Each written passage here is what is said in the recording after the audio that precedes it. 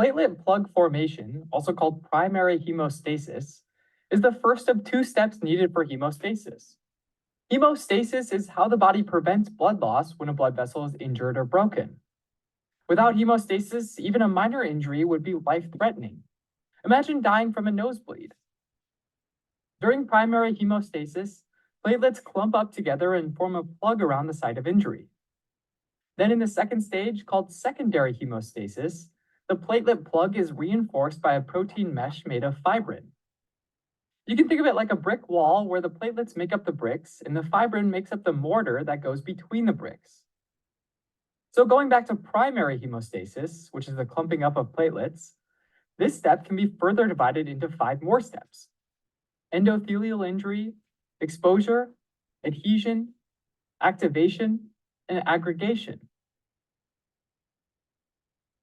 Let's imagine that you accidentally slice a tiny artery in your finger while cutting fruit. Ouch. When this happens, the knife cuts several layers of the artery. The innermost layer of the artery is the endothelium, and it's made of endothelial cells. Just outside of this layer are several layers of smooth muscle cells, which controls the size of the lumen, or the inner diameter of the vessel, by contraction and relaxation. Outside of the smooth muscle, there's a layer of protein, specifically elastic fibers that give the blood vessel the ability to expand and contract. Outside of the elastic fibers, there's connective tissue made up of collagen, which is the major structural protein in humans. This fibrous layer protects the vessel and anchors it to the surrounding tissues. So the first thing that happens when the knife cuts your finger is endothelial injury. When that happens, nerves that are attached to endothelial cells and the smooth muscle cells detect the injury and trigger a reflexive contraction of the smooth muscles near the injury site, called vascular spasm. This makes the vessel more narrow to reduce blood flow and ultimately decrease blood loss through the damaged artery. Now, endothelial cells normally secrete nitric oxide and prostaglandins into the blood, which cause nearby smooth muscles to relax. When there's endothelial injury, secretion of nitric oxide and prostaglandins decreases, and the endothelial cells secrete a protein called endothelin instead, which causes the smooth muscles to contract.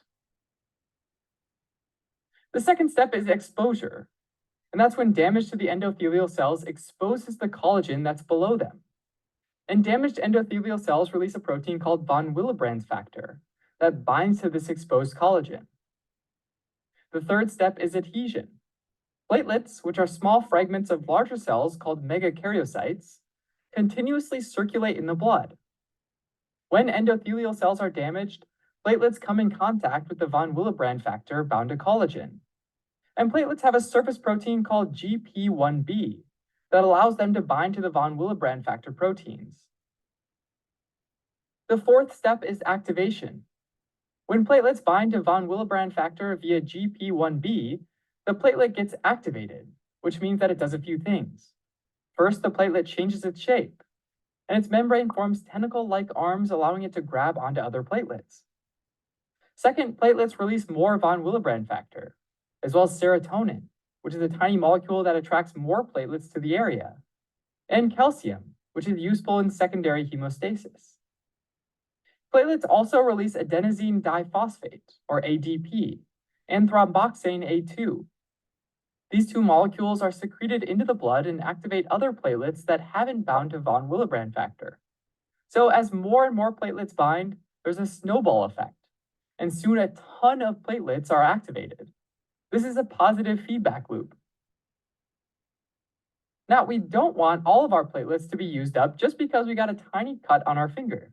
So the positive feedback loop is limited to the injury site. The way that works is that prostaglandin and nitric oxide secreted by undamaged endothelial cells binds to platelets and keeps them from getting activated. So we have this tug of war between prostaglandin and nitric oxide, which are platelet inhibitors on one side, and ADP and thromboxane A2, which are platelet activators on the other side. Finally, when ADP and thromboxane A2 binds to platelets, they express a new surface protein called GP2B/3A, kind of like unlocking a new level in a game. Once GP2B3A is expressed on the surface of the platelets, they're considered fully activated. The fifth and final step is aggregation. Now, the ADP in thromboxane causes platelets to stick to collagen and cause free-floating platelets to express GP2B3A. GP2B3A binds to fibrinogen, which is a circulating blood protein that acts like a little pair of handcuffs that links two platelets together. Now, each platelet has multiple GP2B3A receptors.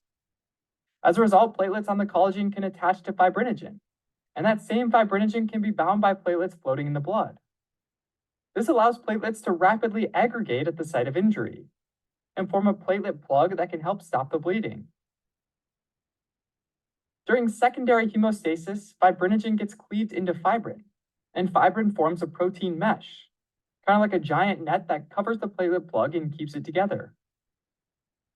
All right, as a quick recap, primary hemostasis is the first step of hemostasis, and it's the process where a platelet plug forms to prevent further loss of blood from a damaged vessel. Primary hemostasis